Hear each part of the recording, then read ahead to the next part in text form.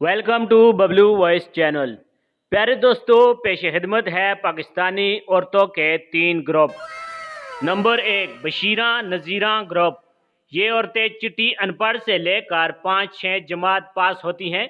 इन्हें दुनिया के हालात और कोरोना शरोना कुछ मालूम नहीं होता।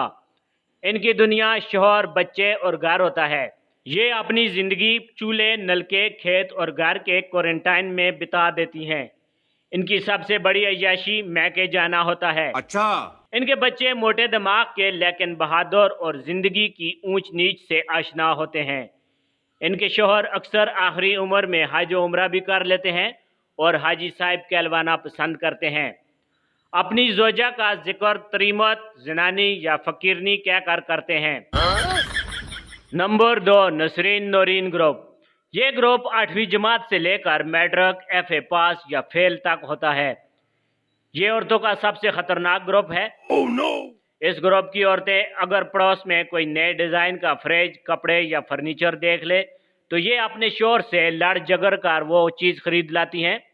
इनके शोहर की आधी तनख्वाह कमेटियों की नजर हो जाती है। मोबाइल कंपनियों के सारे पैकेजेस इनको मालूम होते हैं। टीवी के हफ्तावार ड्रामे और किरदार इनको अजबर होते हैं। शोहर प्राइम टाइम में जब टॉक शो देखने के चक्कर में होता है, लेकिन उसे बच्चों और बेगम के उस एक फिक्रे पे पसपा होना पड़ता है कि ये ड्रामा अच्छा है। ऐसी औरत टीवी रिमोट और शोहर के मोबाइल को अपना शौकन समझती है। उनके शोहर की सारी जिंदगी बीवी की फरमाइशें पूरी करते गुजर जाती है। ऐसे शोहरों का आखिरी जिंदगी और जन्नत जहन्नम का तस्वर बहुत वाज़ह होता है। इनके शोहर की तफरीह का वाहिद वक्त मस्जिद में नमाज पढ़ने का होता है। अक्सर लंबे लंबे नवाफिल पढ़ रहे होते हैं। इनके बच्चे जब मस्जिद जाते हैं तो शलवार कमीज और बाकी वक्त में पैंट शर्ट पहने रखते हैं। यह अपनी बीवी को दूसरों के सामने बेगम, होम मिनिस्टर या जान कहकर पुकारते हैं। अक्सर रात को उठकर बच्चे का फीडर भी ताज़ा कर रहे होते हैं। रात के उस समय उनके हाथ से अक्सर बर्तन भी टूट रहे होते हैं, जिनको ये ऊंची आवाज़ में खांस कर दबा जाते हैं। दूध वाले से दूध लेना और गर्म करना उनके फ़राइज़ मनसबी में शामिल होता है। उनके सामने चूल्हे पे चढ़ा दूध ऐन उस वक्त उबल पड़ता है जब उनकी नज़रें फेसबुक या व्हाट्सएप पर गड़ी होती हैं। यह अपनी मुलाजमत के दौरान ही एक आध सुजुकी कार के मालिक भी बन जाते हैं और गहरे रंग का चश्मा पहनकर चश्मे तस्वर में GLI चलाते नजर आते हैं। इस दौरान अगर कोई तेज रफ्तार लग्जरी गाड़ी उनके पास से शू करके गुजरे तो ये सिर्फ आ भर कर रह जाते हैं। ऐसे शोहरों की अपने बहन भाइयों में कोई इज्जत नहीं होती और ससुराल में ये सोने की चिड़िया समझे जाते हैं। Number 3, Natasha group. इसको आप औरतों का एलियट ग्रुप कह सकते हैं।